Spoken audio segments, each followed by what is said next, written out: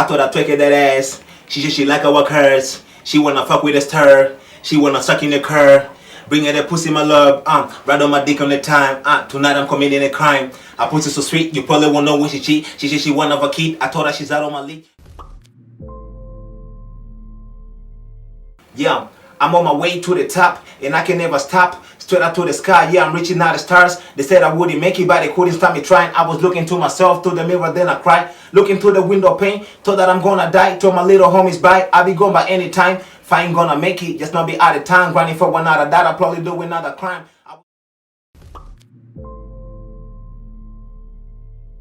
So nsedo nkuko bisanzwe ni bambariyoro reka mushimire aho ugiye kubana natwe ugiye kureba iki kiganiro mushishikarize kuza kwitonda wumve neza none ibyo nkuzaniye sibyo today nanjye nabaye surprised cyane kuko umuntu nkuzaniye hano nagiye mbabwira ko gahunda yanjye ni ukugenda nzana impano zitandukanye kandi abantu bashoboye nibo banyura hano kuri bambariyoro umuntu ufite ikintu yakoze cyangwa yanakora rero niba hari icyo wamusapotingaho niba hari impano wamuha niba hari inkunga wamutera biremewe aka kanya rero ngira ngo urabona kuri kamera za bambariyoro umusore wambaye neza cyane uhereye ku rukweto uhereye kuri drip baragenda twibwira navuga stempo z'ukuntu bihagaze so namuha ikaze kuri bambariyoro amazina yanjye banita Hodal Malik Gisimba aka 13 Malik.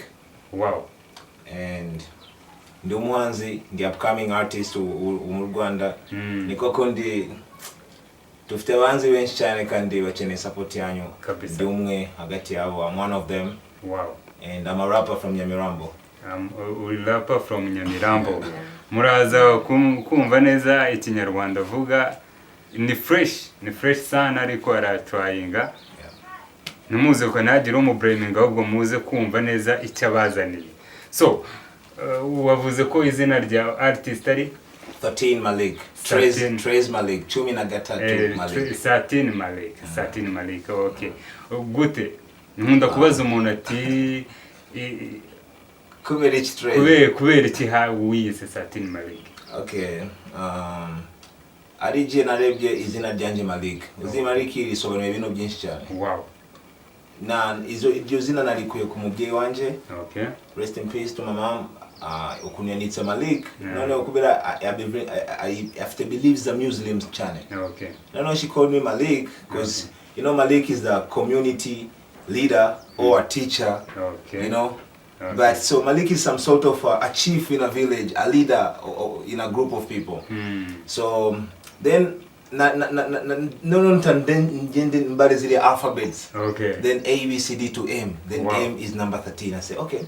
Then nagenda kuiga ibintu byishkuri 13. 13 is a mysterious number. 13 irimo ibintu byinshi cyane. Mysterious. I swear it's deep. So wow.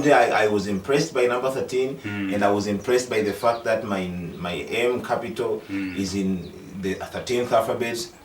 Then I was like, cool. So let's go by 13 Malik. And it's easy, it sounds cool to me, but it's meaningful. Okay. It's meaningful. 13, number 13 is so meaningful to me. Wow. And trust me, I see it. Sometimes I wake up in the morning 6:13. I got you. I go to lunch 1:13. Okay. I wonder why number 13. So murabyumva arimo aravuga ukuntu arashimira umubyeyi we Imana imworohereze nagagera ariko Imana imuhiruko ritashira. Rest in peace. Arimo aravuga ko Malik yaryiswe na mama we, then mama we akaba nako Malik rikaba risobanuye nk'umuticha cyangwa umuyobozi wa quartier. Muri abantu biga Quran bari kubyumva neza. Abantu biga Quran barabyumva. So none 13 ukuntu yaje gusanga isobanuye ibintu byinshi yabazizo alphabet amaze kubarasanga ni 13 asanze ari 13 aravuga ati reka nyigeho akora analyze ku mubare 13 asanga usobanura ibintu byinshi. Yanababwiye ko kuki umuntu ajya kurya satine ku isaha ihura n'uwo mubare. Ni ibintu birungura ariko it's like ni ibintu really personal to it's my personal beliefs, but I hope you like my name. Okay. 13 Malik, it sounds good. Yeah. 13 Malik. What's your name? 13 Malik. I feel good. Yeah, wow, okay. It's okay. Twakomeza.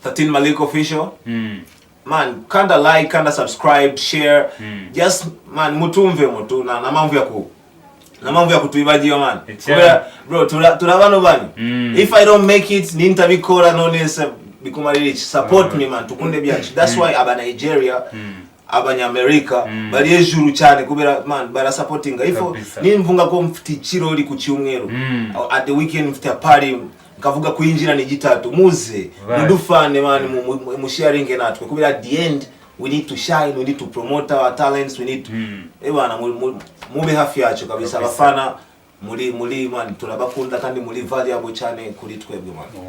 Wow ngira ngarabyivugiye ibyo nanjye support niyo ngiyo man bindi biraza ariko byambere mudukurikirana mubanze mudukurikirane bindi birikora. Malik Sati cyakubaza niho ukura support ufite management ufite ubigenza gute man?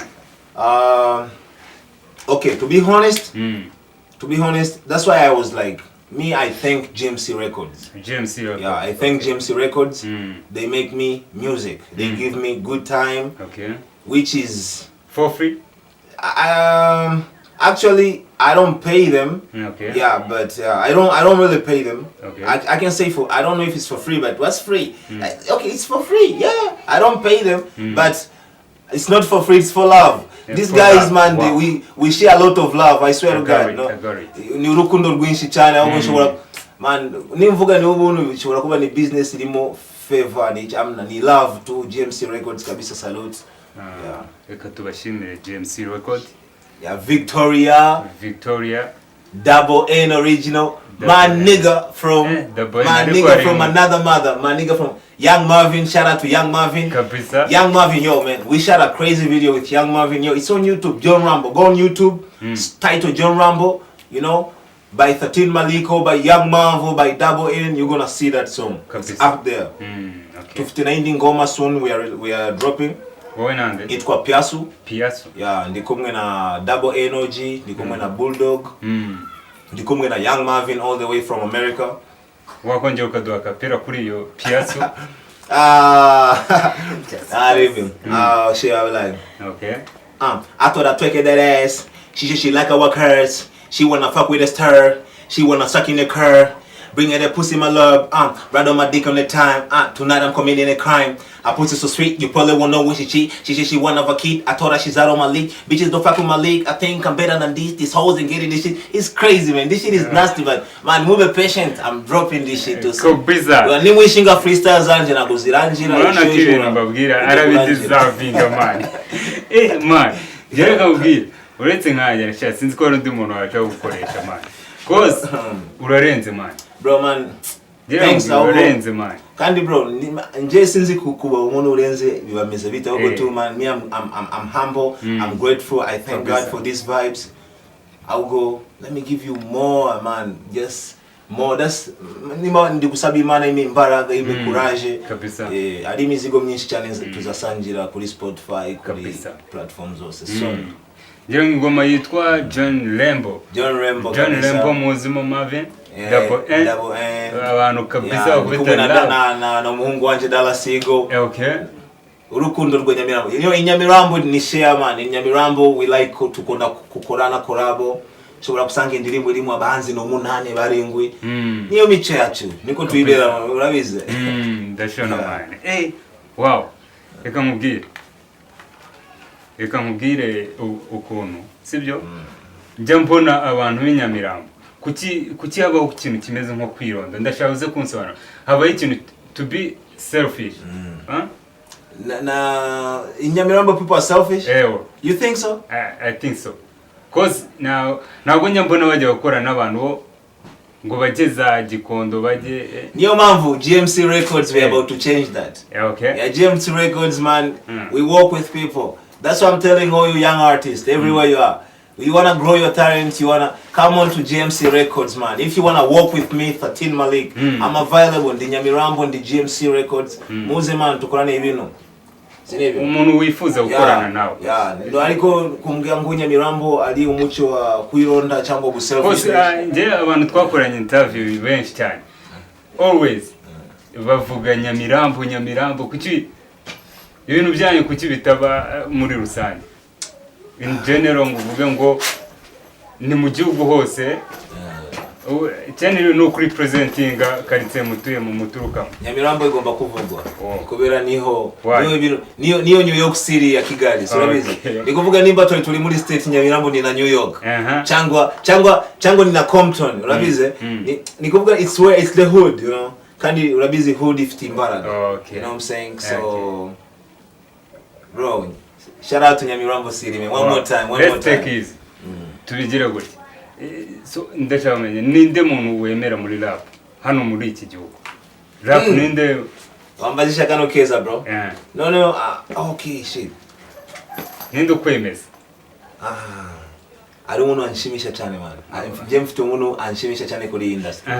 Shout out to my nigga, Mahonbon. MC Mahonbon bro, salute. Sinzi man niba abantu bari kubyumva ariko je ndi kukumva man. MC Mahonbon kabisa, spirit hiyo naikunze bro. Yeah, noneo shout out to rest in peace to J Polly. J Polly kabisa bro, musaza wafuye tutakoranye ikintu na kimwe. Niki ariko na aribi tu afterlife surabizi. N'ubu nabizo ibere neza ariko mwe na park na bigi. Na ingoma zirasohotse ariko niko kundi na link dufitanye niki.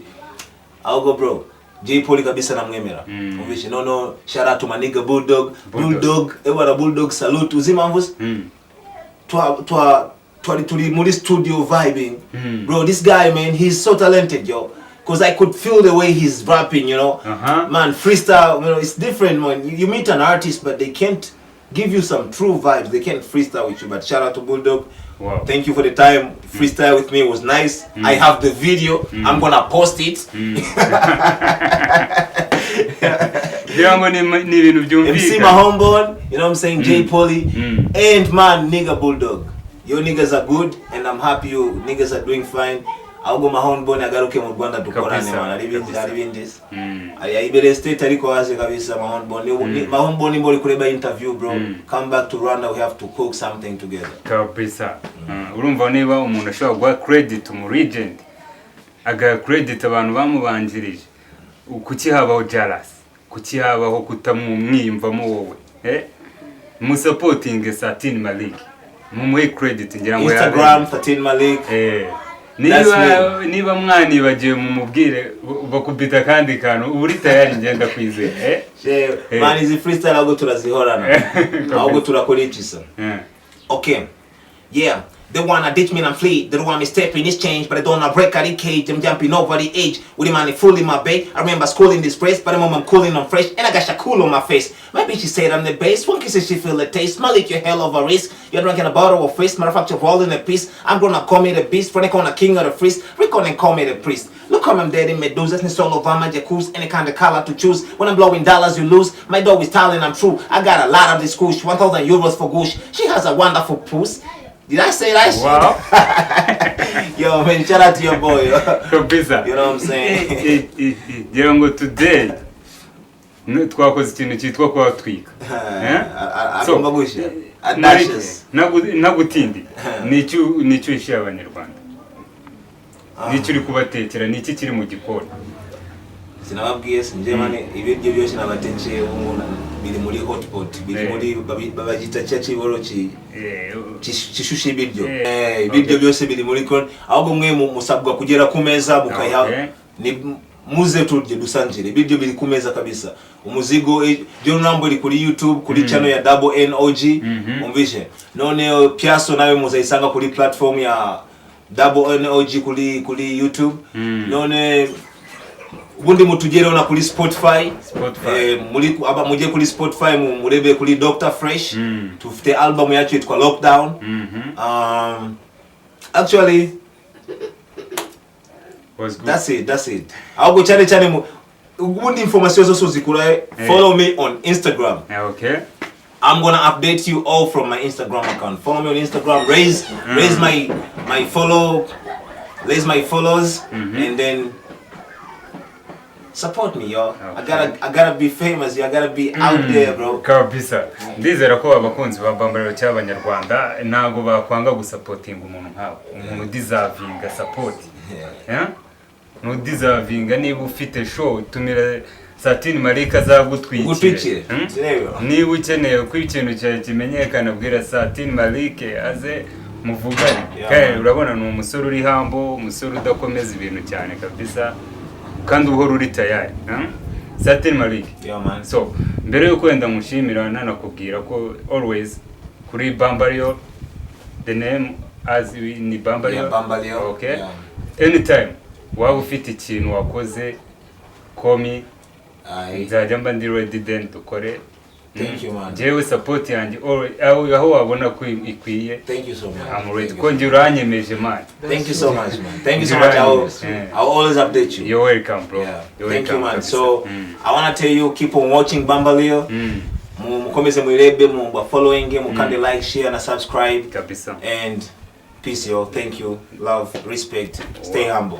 So nkuko bisanzwe ni umuhungu wanyu Sedumask narindi kumwe na Satini Malik umuhungu kabisa udeservinga support ya una deserving ibintu akora man nagashakisha mwabibonye today nazanye ibintu biri mo fire so rero mbabwira ngo mwakoze cyane Imana komeze bampera umugisha mukomeze murebe Bambario mukore subscribe then ikintu ubonye ukabona ko kideserving ibintu twavugaga ujye muri comment utwandikire icyo twahindura cyangwa icyo twakongeramo murakoze cyane nababwira ngo hasta la vista.